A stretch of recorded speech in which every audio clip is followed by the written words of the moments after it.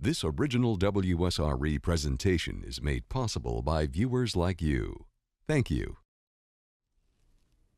A look back and a look ahead, the defining moments of 2017, and a little prognostication about 2018, the old and the new, on this edition of inStudio.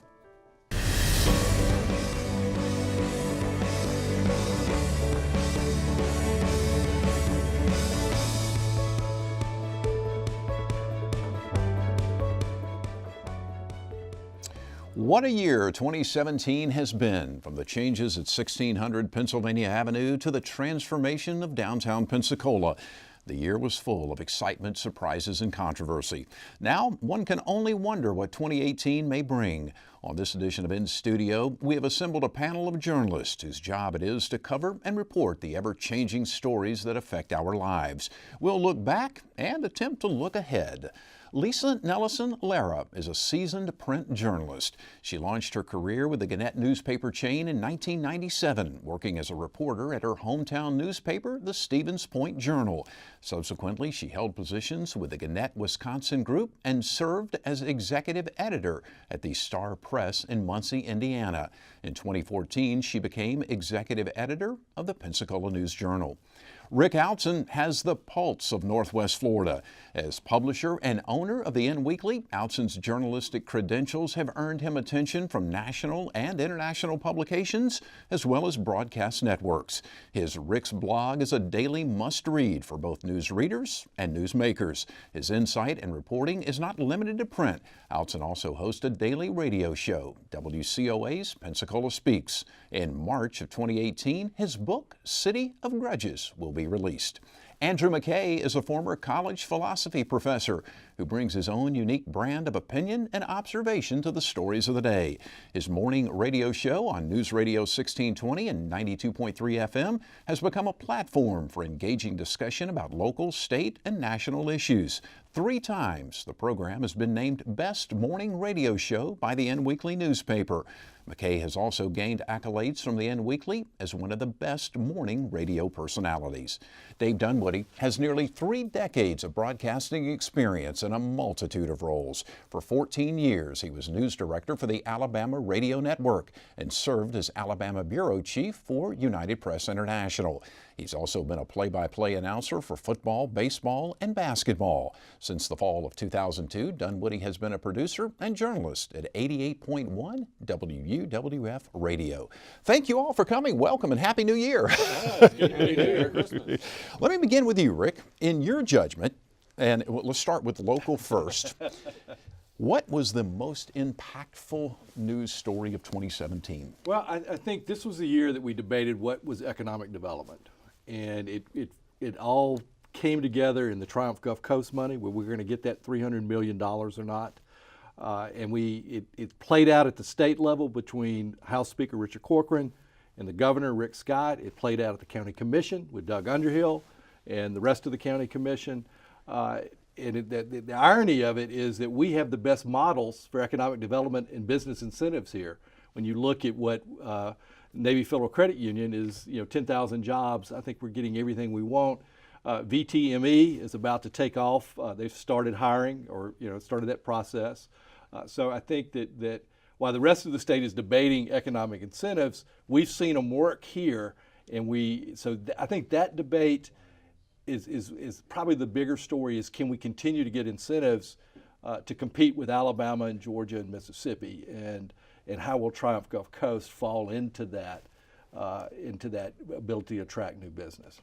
Lisa, what are your thoughts, in your judgment, the biggest, most impactful story locally? I agree with what Rick's saying, but I also think it was the year of the citizen was what really struck me. Is, I've only been here 4 years, but I really saw this year the average person coming forward and saying, I can play a role.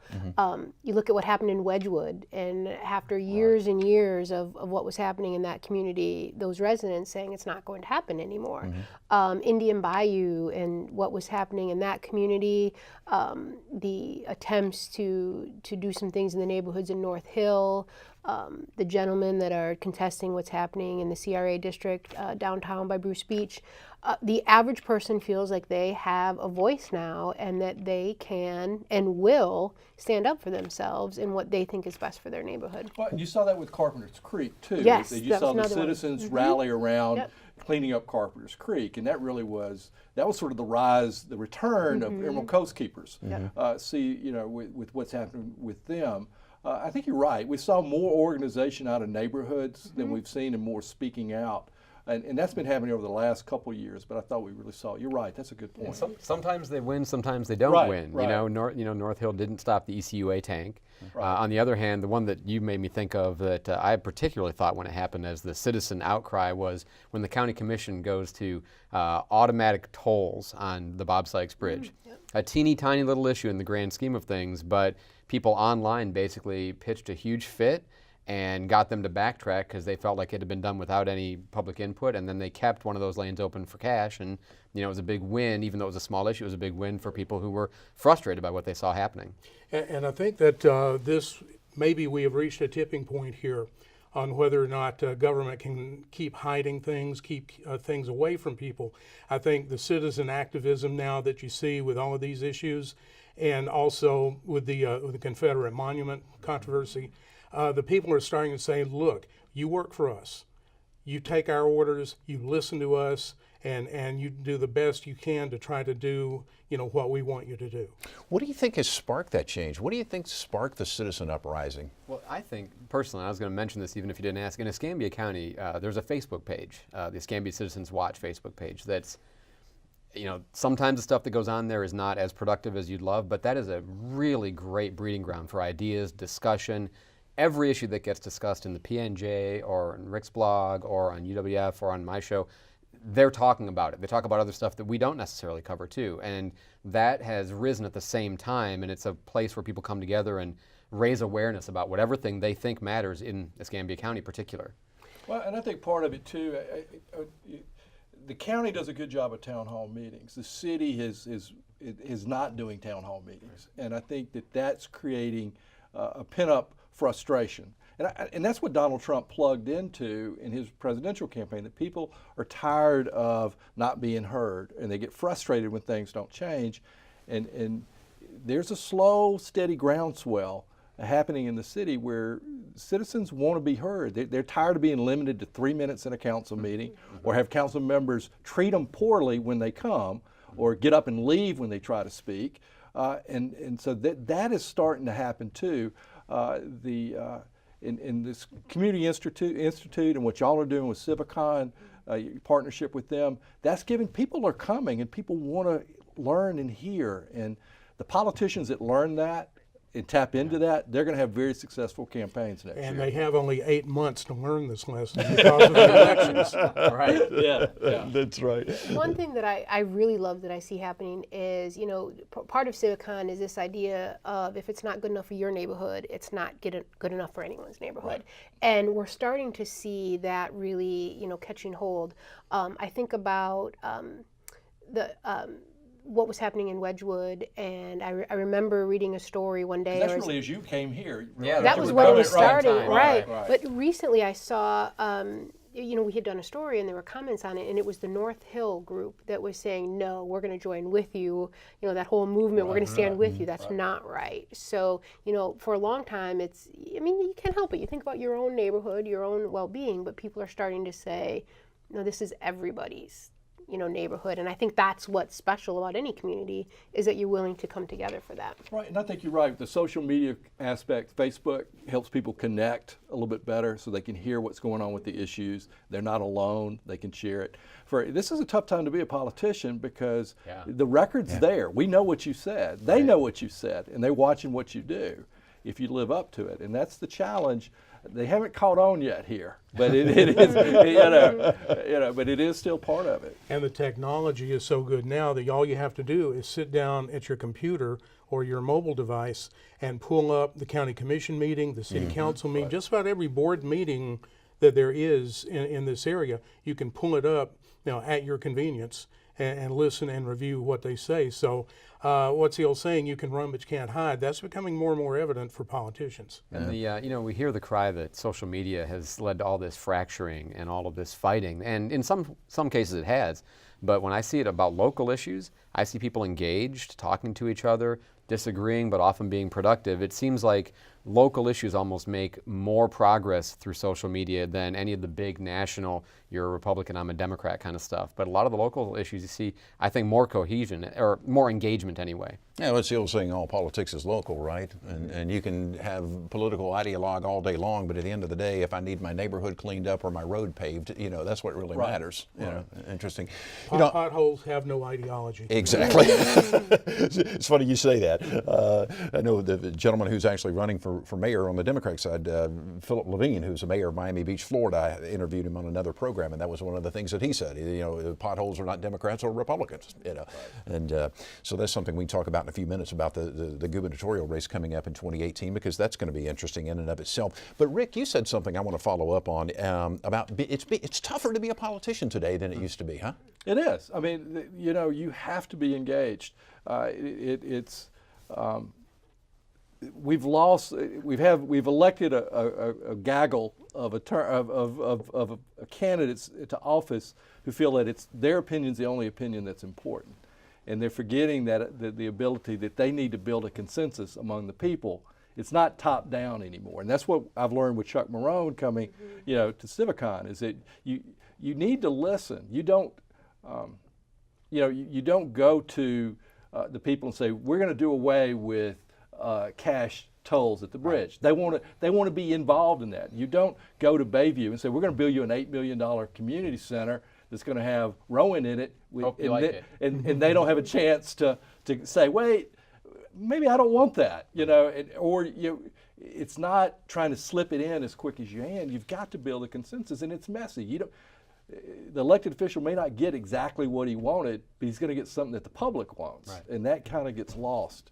We're getting there. We're seeing the county commission's doing a pretty good job at it, but it's still a different dynamic that they're having to learn. Any one particular politician right now that you think is better than the rest of them as far as getting out ahead and really getting that locally? Well, I know, you look at all of them. I think Sherry Myers does a really good job of connecting to her District 2. She really is out there a lot. Lumen May, because of CYSA and all the kids, he knows his community so well because he's watched them grow up.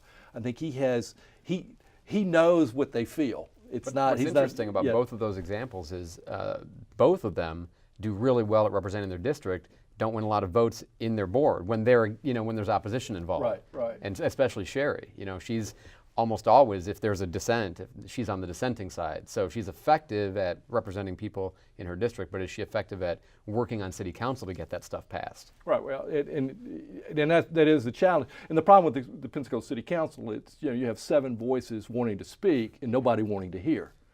So no one's counting to 4. Or the 4, they've already counted to 4 before they came to the meeting, and they don't care what the other 3 have to say, which is a dangerous thing to do.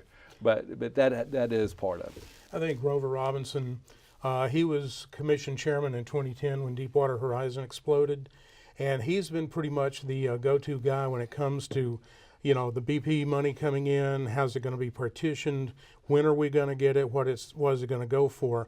So he's been on top of that ever since the oil spill. And he does a really good job at trying to parse everything separately and try to just make sure that what's supposed to go to wherever gets there. He does a good job in a heated meeting, too. He can do a town hall. I mean, there are 2 people I know can do a really good town hall when it's heat. I did one with Matt Gates. Yeah, Matt Gates, sure. I was waiting for something to fly at us, and Matt handled it brilliantly. But Grover will do, he goes to Olive Road when they had all the problem with the drainage. He faced them. He went to Pensacola Beach when they were upset about the fee simple. He faces the people. He has an ability to walk into a room and not be intimidated if the crowd may not agree with him. He tries to sell them on what he's got going on. And two very, very different styles of handling that opposition, right? Oh, yeah. I mean, Matt is the lawyer. He's going to fight with you. He's going to say what he says. It's He going to knows be on why point. he knows what he Yeah, believes it's- in and why he believes And in Grover it. Right. is going to take a lot longer to get there. He's going to work around. He's going to say it 4 times. And in the end, people feel like, okay, well, that was effective. I feel like, we've heard Grover's style is to give it a chance to breathe while he's talking Right, about it, right. whereas Matt's like, hey, I said it my one time. That's good enough. You should get it by now. And that's worked for him. Right. But when editing audio, Matt is the much easier editor. That is 8,000% true. Matt speaks in the sound bites, and Grover is like, come on, brother, ring it in. It's that Twitter feed, that tweet. Yeah. And how do I boil down a minute and a half to about 20 seconds? We are having a fabulous discussion here, looking back on 2017 and sort of looking ahead at 2018. The stories you were and will be talking about. There's a whole lot more to come. We're going to have a lot of fun on this program. You're watching In Studio on WSRE television, PBS for the Gulf Coast.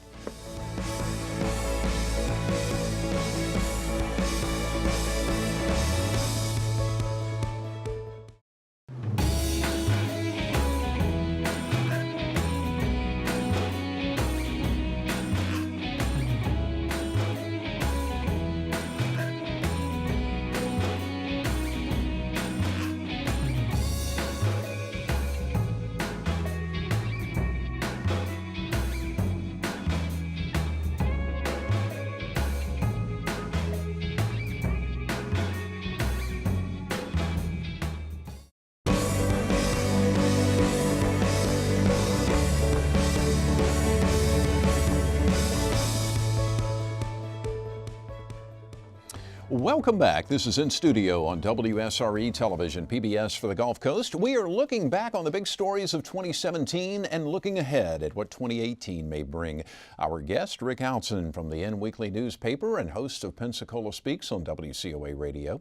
Lisa Nelson-Lara from the Pensacola News Journal. Dave Dunwoody from 88.1 WWF. And Andrew McKay from News Radio 1620 and 92.3 FM. We mentioned a couple of the political personalities that are likely to be players in 2018. Let's talk a little bit about that. We were talking about Grover Robinson. He says he's going to run for mayor for the city of Pensacola in 2018. What are your thoughts on that? Well, Grover has extensive governmental experience and leadership experience on the county commission. I really think if Mayor Hayward decides to run for a third term, and he has indicated he'll make that decision after the holidays. But I think it'll be a lively race. There are a couple of others I believe they're going to jump in. Charles Bear comes to mind, but he hasn't. I don't think he's officially announced yet. Mm-hmm. But I think it's going to. Really? He has. Really? Okay. Okay. Well, he's run for the last 2. So. Yeah. But I think though it'll come down to Grover and Mayor Hayward If he decides to run. If he decides to seek a third term, and this would be his last term under the city charter. What do you think, Rick? We know Grover's in. It's hard to imagine Ashton not running. Right. I think that it's hard for me to imagine him not. Until the filing deadline passes, I'm not going to believe he's not running. I think that creates, that's a Wonder Bread campaign. You got 2 pieces of Wonder Bread running against each other. So it'll be interesting to see how it plays out. In that kind of market, it'll be similar to Mike Wiggins and Ashton back in 2008, when they'll split the eastern side of the city, the more white affluent side, and the black vote will be a tremendous, could be the decider in it, and that'll be interesting to see how that plays out. There's some unrest on the west side with how the lack of city services. At the same time, Grover was the one who brought back the Confederate flag over the Civic Center, so that creates. There's no clear cut of those 2 favorites in the African American community, as I see it right now. They're both going to have to work hard for that vote. And Ashton was the one who took it down. Right. Took right. the flag down. And if it matters in the city race, Luman May, Commissioner for District 3, is still steaming about the Rawson Lane closure, which, Grover voted for that because it's kind of their districts intersect right at that moment. Right. And so if that winds up being an issue for him and his influence in the black community, if that becomes a problem for Grover, well, we'll see, right? Right, right. What do you think, Lisa? I think it's going to be a really interesting race. I hope it doesn't come down to one particular segment deciding it for everyone. I do think it'll be the two of them. I can't imagine a race that wouldn't include the incumbent right now. So it'll be an interesting year for us. Rick, Andrew, do you think anybody else jumps in? Is there somebody sitting out on the sidelines that's going to surprise us and say, we were brainstorming on the show one day, what women in the community would have a good chance of running. And we came up with a pretty extensive list. I don't actually remember all of them at the moment, but I mean, people like Judy Bentz, who you wouldn't necessarily think of, but well-known, very accomplished executive, and there are loads of people like that. Susan Davis, for example, and like I said, when we were brainstorming, we came up with a lot of them, and I think that would become a very interesting thing if you had a capable executive female who was running against either or both of them at the same time. Diane Mack, who ran for mayor in 2010, has an organization now that tries to recruit women. It's nonpartisan. They try to recruit women to run for various elected offices, local offices for the most part. And we did a story, or Sandra Averhart did a story on it a couple of weeks ago, and they are starting to grow their numbers. They started out, I believe, with maybe a dozen or so, and now I think it's up over 25. Interesting. Well, speaking of women political personalities, Rebecca Bidlack. Right. Yeah, that's the other thing we're seeing for the state legislature. We're seeing a lot of young candidates out there. I mean, Frank White running for Attorney General is raising money very well, getting some headway out there. That opened up the seat below him. Alex Andrade is running for that, a young attorney, already raised $50,000 his first month. Rebecca Bidlack has done a great job in District 1. Clay Ingram's seat, Clay is rolling off because of term limits. It'll be interesting to see if we can see more of these young, the rising stars, the PYPs, look at council races next year, look at school board races. I think that would be exciting to see that. We already see it for Grover's seat. There's a pretty good young group of guys running for District, District 4. And running for that seat. And that's the seat I thought that a woman might get into. Sure. That seat too that one's going to be interesting how that plays out. We see this in the city council too. I mean, this has become an issue where they'll talk about how much pay is available. And is the pay enough to entice somebody younger who's building a career maybe to also be engaged in government? It's something I know Larry Johnson's talked a lot about, and being able to incentivize some of those really capable up-and-coming young people to take government seriously as an option for them. And I would love to see it because we have a lot of Pensacola has this reputation for being, it's old people and it's kids, right? And getting that young professional with all of the growth downtown, getting those folks into city government would be, a fabulous thing. Do you think our local politicians should be paid more? I don't have a problem with somewhat more. I'm the guy that was a Gulf Breeze City Councilman for 14 years and made $14. Oh, 14, that's a lot. So, and I was overpaid. But so, if there's one spot I think that we need to raise the salary of the mayor. The mayor is $100,000. It needs to be more. Because I think we're losing the opportunity for more people because that is a full-time job. City council, you can look at the city council now. None of them are working full-time. Maybe Sherry. Right. Some of them aren't even doing their homework. You could tell they don't even know what they're doing. It doesn't take long to interview some of them and realize they don't know what's going on. They've just made an opinion for whatever reason they did. But so paying them more isn't going to make them smarter. Maybe better people might come in. But it may recruit better people. Maybe, yeah. It could. Well, it could. Politics is a messy business, though, and there's a reason you go into it, kind of like journalism. I don't think anyone sitting around the table today is saying, I'm going into, this field that we're so passionate about and that we love because, the salary is so fantastic, the benefits are great. You've got to be passionate about it. You've got to be driven by wanting to do the best for your community. And I think if you were to, we do these polls all the time in journalism, and I know we do in our company, salary is never at the top. It's not even near the upper half. It's the bottom. You're driven by this impact that you can have on the people around you, and I don't think money matters to the point. Full-time job, I won't disagree there. But it's a little bit different. It's like the sheriff. It's like the mayor's a different spot, and I think we've way undervalued that position. And I think that is something. Maybe that's something we do after the race, and maybe for the night. But I think that needs to be looked at because that has become a full-time job, and unfortunately, county commission's becoming a full-time job. You know, but and pays so much more than city council. But you Right. wonder, is it still paying enough for the amount of work that it requires? Yeah. You know, you were talking about pay not necessarily being at the top, and that seems to be even more the case with the millennial generation. They seem to be more about quality of life and making a difference. Are you guys seeing that, sensing that?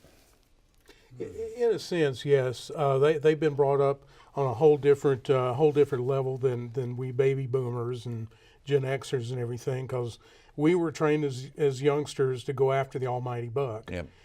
They don't have that much of an emphasis on money anymore. They want enough to live on, Sure. but they have other things on their plate that they'd rather accomplish out in the community and out with other projects. Yeah. You mentioned Pensacola Young Professionals. What do you think that's done, Rick, for our area? How important has that organization been? Well, you know, they celebrated their 10th year last year. I think that it gave a face to that generation, and it put, because of PYP, they have a seat at the table. They didn't have a seat at the table for so long. Back when we were fighting for the Maritime Park, everyone said we got to keep the talent, but there was nobody under 50 at the table.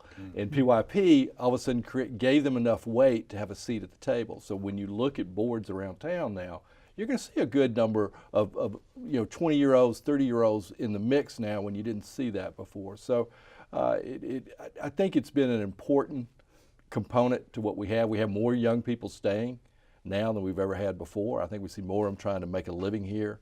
They're business owners now. I mean, we look at what's happening downtown. Some of the best businesses now are young kids that have, they've got the right financing and they're starting to pull it together. So I think it's been important. The one common thread, though, through all generations, like you said, they see the older generation in charge, everything, and they're sitting there going, we want a spot at the table. I mean, we said that as baby boomers when we were young. Our forefathers said that. That's the one common thread through each generation. They want to get in and get their ideas and try to make things better. Yeah, I agree with you. I think what PYP has done as an organization is it's built up their confidence too. Right, I mean, that's we right. have good friends. I have Eddie Murray's with the News Journal with us. He is really big really believes in that organization. And I've seen his confidence grow because it gets them into doors that they wouldn't otherwise get into, events that they might not have felt confident enough going to. And you're starting to see them speak up, that, citizen, activism that we talked about before. A lot of it's coming right there from that group. We're also seeing the community benefit, though. They are tremendous volunteers. Yeah. It's one of the first people you call on if you need help with this event or any type of organization. They're there and they're not afraid to give up their time.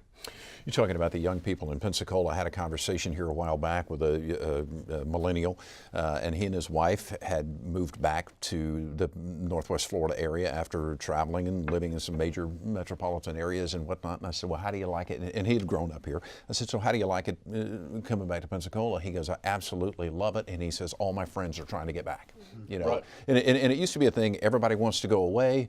But eventually you get away and you find out sitting in traffic in hot Atlanta for 3 hours is not as much fun, and Pensacola has so much more now than what it had, a handful of years ago. We'll say on the issue of like you said, the millennial generation, which they don't necessarily love that term because it's become so negative. Like at the station, we have a really interesting age split where there's a lot of us who are 45 and up, and we have a really large group of people who are like all 24. And the reputation they have is, they don't work. I mean, generally they have this reputation that they're distracted, they're selfish, they don't work well, and all of that.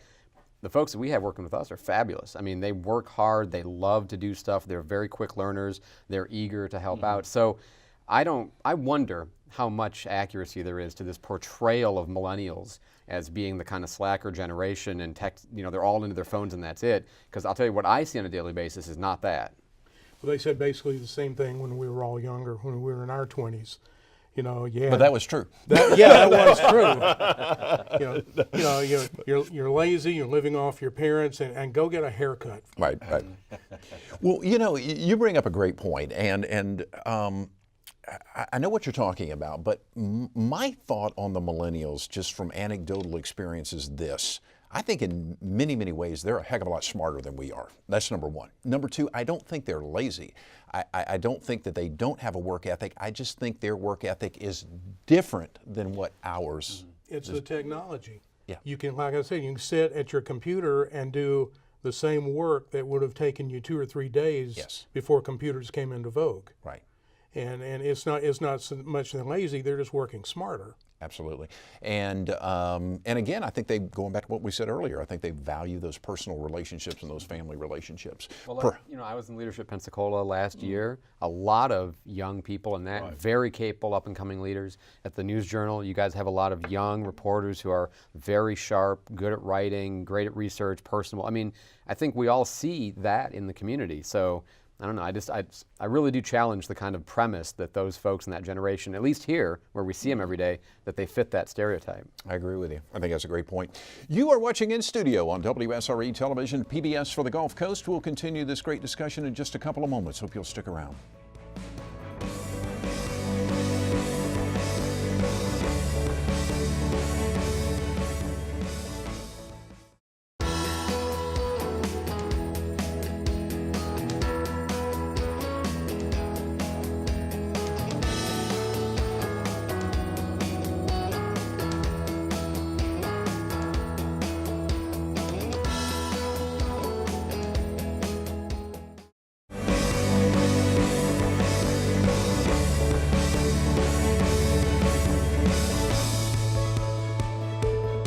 Welcome back. This is In Studio on WSRE Television, PBS for the Gulf Coast. We are discussing the defining stories of 2017 and looking ahead at what big stories we may see in 2018. Our guests are Lisa Nelson-Lara, Executive Editor of the Pensacola News Journal, Andrew McKay, the morning show radio host at Radio 1620 and 92.3 FM, Dave Dunwoody, producer and journalist with 88.1 WUWF Radio, and Rick Alson, the owner and publisher of the N Weekly and the host of Pensacola Speaks on WCOA Radio. Lisa, you have some interesting metrics there as far as the most viewed stories on PNJ.com. What's the number one story? So by far, just sheer readership, international paper explosion. Okay. Yeah, just the very first story of when it happened, but then if you were to combine all the follow-up stories, that and what happened, the horrific story of Naomi Jones and what happened with her was a close follow-up. But by far, there's a huge step off to everything else after that. Interesting. As you go on down the list, what are some of the other ones that kind of stick out? Everything with children. I mean, it was sad. We had Naomi Jones, Derek Lindsay, the little girl a couple months ago who allegedly a cousin sat on her. The poor baby in the hot car death at the daycare center. Those were all up there. And then Boyettes. That story took on a life of its own for a long time. Had the community just terrified. So crime is always up there, so that's always something that we can expect. So if you look to beyond the crime, you start to see things like the hurricanes. Everything on this page, actually, as I look at it, is all crime now that I think about it. But the hurricanes were really big, the after effect of that, some of the construction that was going on around town. Bayview Park Cross was huge on this. Big controversy. The international paper story was one that caught us, all by surprise. I think we all were there. BB and me, I don't like being managed, and IP tried to manage us through that story, and of course, It was I a great rebelled. example of maybe what not to do in getting out information. It was very much the worst. Yeah, I mean, it was. Of all my years' experience, the very worst way I'd seen a PR handle for something. I think that story would have gone away relatively quickly had they been open with people who had very serious questions, and if they had just answered them right away. It was Okay, so I will heavily hear your managed. answer. We weren't, that we didn't get to interact with people. They kept us in the trucks to go around. We got a very stilted, quick interview with very questions. We couldn't sit in they kept saying they were going to have a town hall meeting. They were going to explain everything to everybody, and they really didn't when they did that. The information changed. Information from changed. one Y'all were press there. release to the Sandra next was press there. release to the next Emma press Kennedy release. did a great job with y'all covering it. You were there. We were all, and it was. what we were seeing versus what we were being told, as you went through those neighborhoods and you saw them in these hazmat suits cleaning everything down, and kids are getting into their car next door, and you're saying, wait, is this really safe? Explain to me why these children are playing over here and you got hazmat suits over there. Fortunately, it all kind of leveled out, but it was a frightening thing for those people in the neighborhood. Silence just breeds fear. Right. And by not putting out better, clearer, faster information, what happened is people speculated the worst, shared that information with each other, and it probably wasn't nearly as bad as everybody was terrified it was, but the lack of information, reliable, good information early was, definitely we never got made to tour it. the plant. We kept thinking we were going to get to tour the plant. And when that we never show up happened. for a press conference thinking that was going to happen, well, Right. no, not exactly. Right. The news conferences I went to, it seemed like they had been pre-rehearsed. Okay, you're going to say this, you're going to say that, and we're going to cut over here, and somebody else is going to say something else. And I don't feel that we got, I don't feel we got a lot of, for want of a better word, honesty from everybody. It seemed like they were hiding something. I think it was managed from afar. That was kind of the feel it had. Someone who had you walked those neighborhoods, you would have immediately noticed we have to do something about this. We have to give them answers.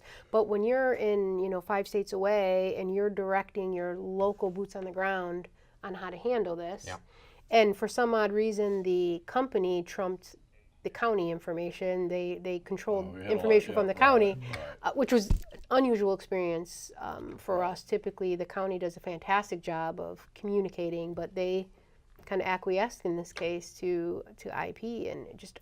Well, they sort of held it over their head that we could lose all these jobs. So all the employees were calling the county commissioners, worried about their jobs, and it just created anxiety out there. And our jobs are we try to get the facts. I mean, our job is to tell a story, and tell the story, and it works well when all of us are at the table and all of us are going, but it was overly managed, and of course, and when having gone through BP, having gone through some of these other stories, when it's overly managed, we know that the citizens is hurting and they're not getting the information they need. Yeah. And the snowball continues to build when you have social media the way it is today. Right. It's It settled out eventually. It settled out, but that weekend, it didn't help that it happened on a Sunday night, and and it was then nobody, and middle of the night, so there's little information, and everybody's online speculating. Well, what is this stuff? It's going to eat my house away, and all. Nobody knows anything. And as you said, it felt like a lot of people who were here wanted to say more, right? But then they went to this unified command, and they had their instructions about what they could and couldn't say, and they can't really break their rules that they've been imposed upon. Right. So and then you're trying to match up what you're being told with what you're seeing, and you want to believe everything's okay. But that was, driving in those vans through that neighborhood and seeing the hazmat suits and seeing, this elaborate cleanup process they're going through, and kids playing ball in the street 1 block over. You're just going, these optics aren't very good. Help me tell this story. Yeah. You mentioned all the tragedies with children. What's going on with that? This is a bad year. It was a bad year for children in our community. No one cause. I mean, you had Naomi Jones, which was a predator. You had Derica, which was a family member. You had Jamil, who was in a daycare facility. So there wasn't a simple theme that we could put a Band-Aid on that and fix it. It was pervasive this year, and I think the community really noticed. Those were the stories that they just kept coming back to over and over again. We all have children, and there's nothing more precious than that. It's a difficult story to tell because of the HIPAA rules, and so that we can't get that much from the hospitals. We get a little bit from law enforcement. If they're not in the middle of the investigation, we can get some of that. and DCF the arrests haven't been made, because then they don't talk to us again because it's handed off to the district attorney. And then DCF is awkward to deal with at best, trying to figure out who to talk to, and they've had such turnover over the last couple of years. And it is a variety of things. I think that the meth issue, the opioid issue, the parents are not capable of really being parents. Is DCF getting the kids out of danger quick enough? It's really a black eye for the community as a whole. I think it's The something sheer number of kids in foster care yeah, in our community is it's amazing. Yeah. And that's the frustrating part for these people trying to help these kids, because if you get 100 families lined up, you're going to have 100 different situations, and no two are alike. And how do you resolve that? How do you reconcile helping the child if if the situation is not fully known? Yeah. That's a good point. What were some of the other stories that you've kind of were maybe surprised that you didn't get more feedback on? I mean, because we were talking. Look at it that way. How did the Confederate monument measure up in your metrics? That was actually the one, the drama, the conflict between it was the day that there was the competing rallies was, it was almost like voyeurism. People wanted to jump in and they were waiting for something horrible to happen. But just the average story did far better on social media in terms of engagement and people that were coming back to it because they wanted to interact with that story. They wanted to have their say. They were so passionate. No matter which side you ended up on, they clearly wanted to talk about it. So it really, if we were to go back and look at our metrics, and I didn't bring them with me, that just said from a Facebook standpoint and time in the story, the Confederate flag would have been up there at the top, that and Bayview Cross. Okay. But if you look just at the sheer number of people who walk in there, it surprised me that it was not as high. It didn't come close to the Bayview Cross stories in terms of sheer number of people that came to our site for the story. I think the monument story stands out for me this year because that is almost the microcosm of Pensacola in good ways and bad ways, right? You have the mayor making this announcement, maybe premature before he was ready to follow through on what he was going to do with it. Intense backlash comes against him because of that. Then you have, obviously, Charlottesville had taken place, and you have the rally. And then at the end of everything, where's the cross, or where's the monument? It's still there. It's exactly where it was before. But in the process, that rally, to me was the good part. The PPD came together and handled that so well, and there was no problem. It was after everything that any of the minor incidents happened, and they were very minor. To me, that showed really well for Pensacola that we can handle this controversy safely, productively, and at the end of the day, we just kind of move on and we're still a community. So I love that story for 2017 as an example of good and bad in Pensacola. Yeah, I guess my take of it is, and I agree that we did work through it, but we never completed the conversation. Right, that's there. The piece. It's unfortunate. That's the unfortunate. We never. It's a difficult conversation, and we've not.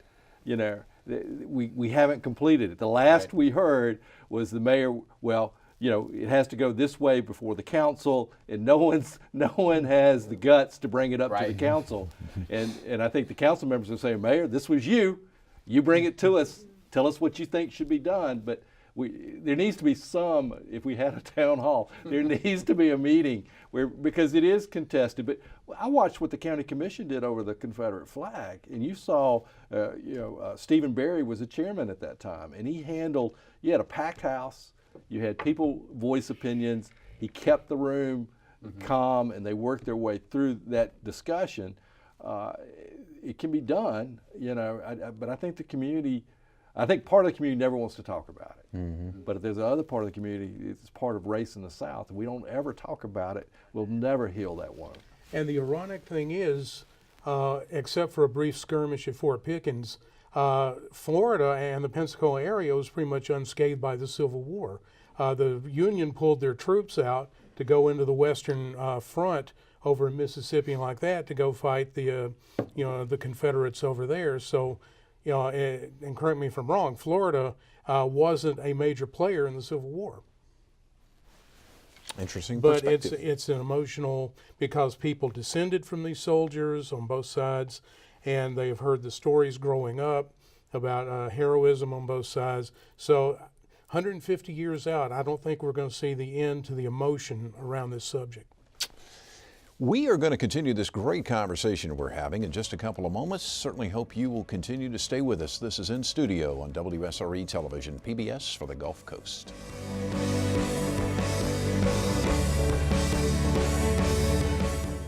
From unexpected discoveries to performances that bring the house down, to engaging drama, to innovative children programming, and the most trusted news and public affairs in America, your donations make it possible for WSRE to bring you this whole world of wonder and entertainment every day of the year. As we welcome 2018, please support WSRE by donating online at WSRE.org. Thank you.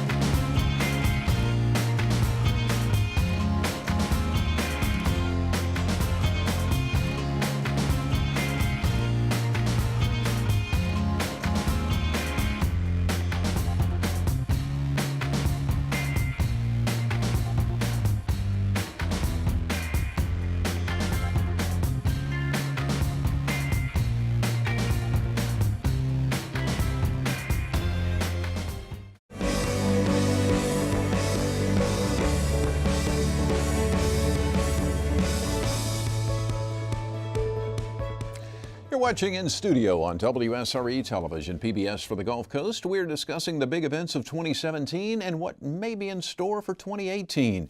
We're joined by Andrew McKay, morning radio show host on News Radio 1620 and 92.3 FM. Dave Dunwoody, producer and journalist with 88.1 WWF Radio. Rick Outson, owner and publisher of the In Weekly and host of Pensacola Speaks on WCOA Radio. And Lisa Nelson-Lara, executive editor of the Pensacola News Journal.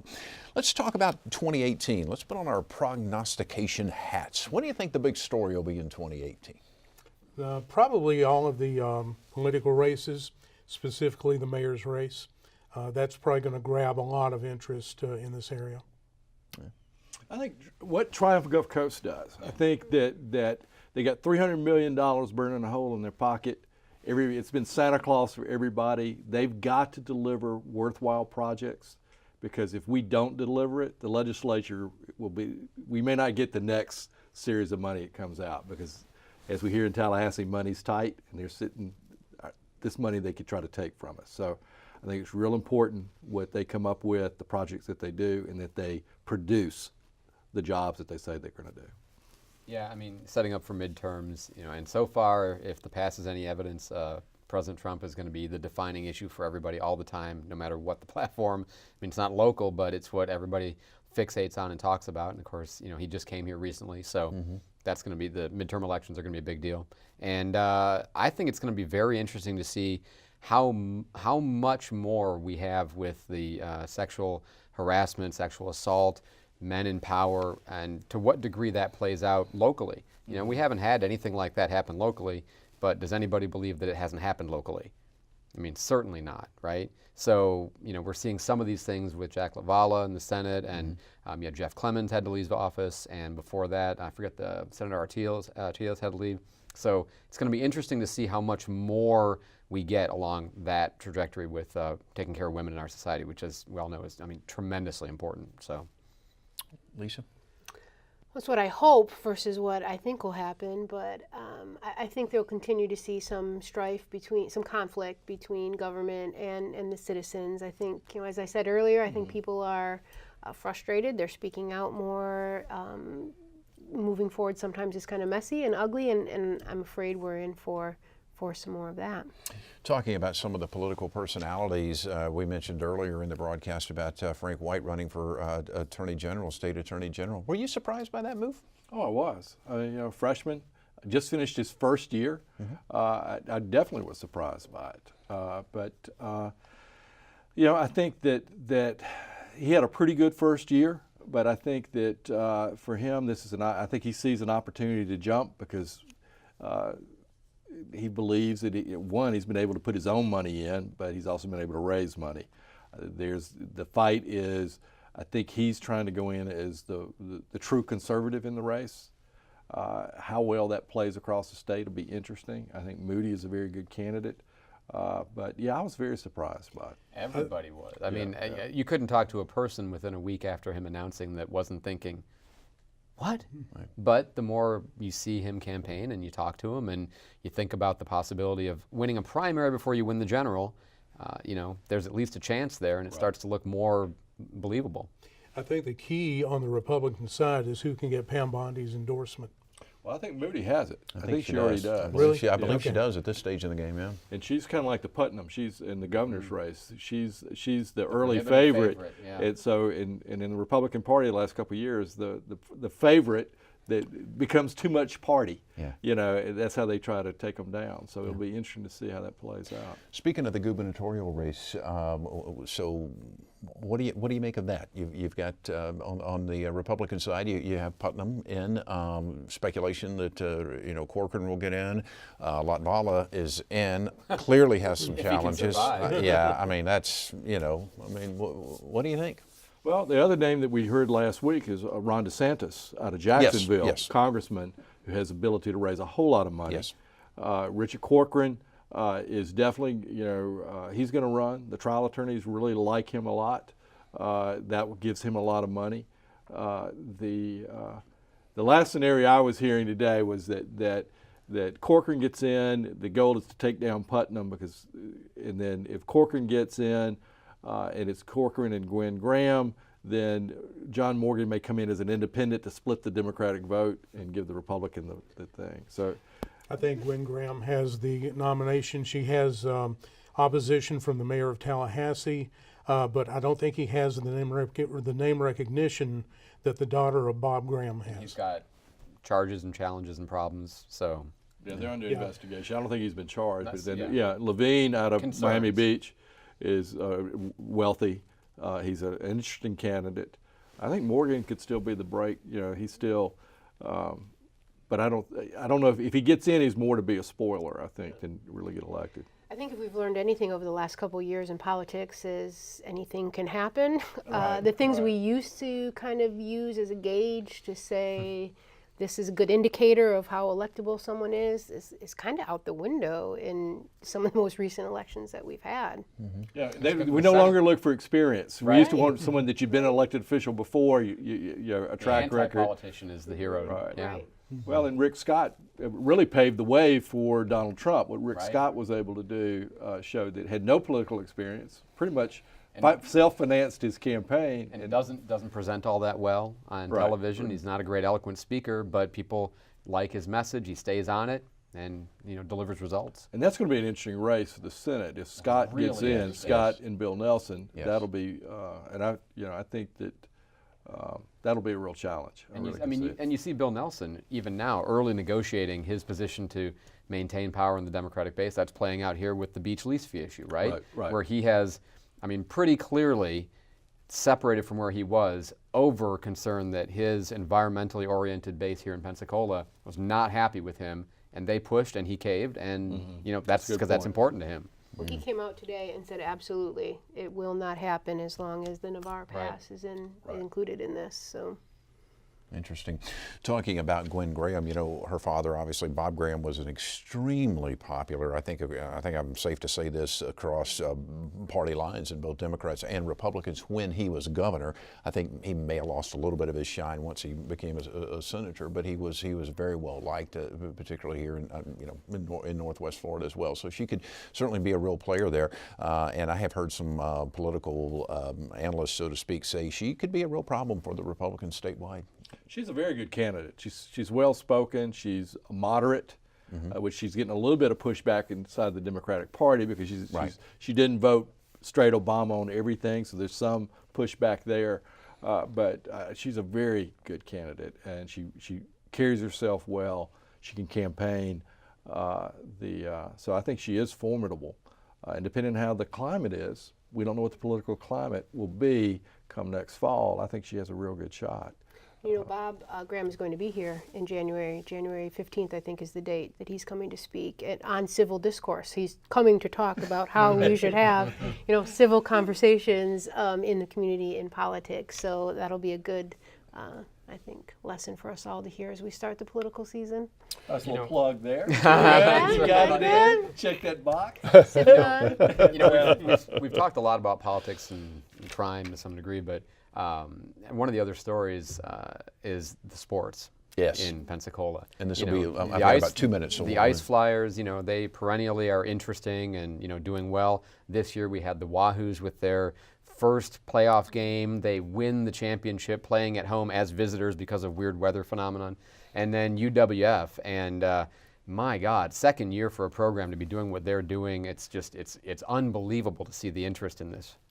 And this could open the door eventually for maybe an NBA developmental team to come here like they've been trying to bring in. Right. New Orleans picked several cities, including Pensacola, for the possible location for what they call their Gene League, Gatorade League. So it could add to the team sports legacy here. And of course, a lot of individual athletes have shown as well. Mm-hmm. I have about 2 minutes left. In 30 seconds, I ask each one of you, just give me what you're most optimistic about heading into 2018. Rick, I'll begin with you. Downtown development. We're going to see the apartments, Southtown. People are moving in during the Christmas holidays. I think that is probably, people living downtown will make a big difference in retail and restaurants downtown. Dave?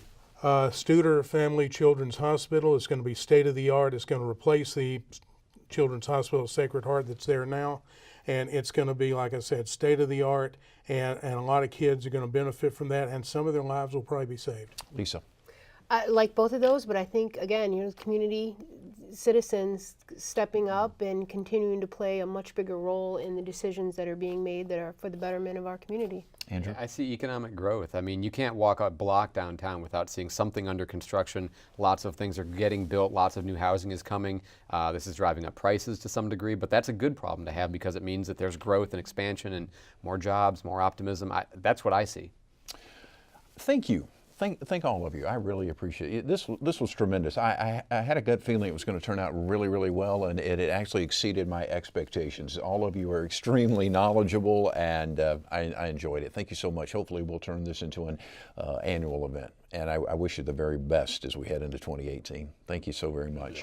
Thank you. Thank you. We've been looking back and also kind of taking a look at what might or might not happen in 2018 on this edition of inStudio. Our guests have been Dave Dunwoody, a producer and journalist with 88.1 WWF Radio, Rick Outson, the owner and publisher of the N-Weekly newspaper and host of Pensacola Speaks on WCOA Radio, Lisa Nelson-Lara, executive editor with the Pensacola News Journal, and Andrew McKay, morning show host on News Radio 1620 and 92.3 FM. This program will be available soon online at WSRE.org as well as on YouTube, so please feel free to share. I'm Jeff Weeks. Thank you so very much for watching. I hope you enjoyed the broadcast. I wish you all the very best in the new year. Take wonderful care of yourself, and we'll see you in 2018.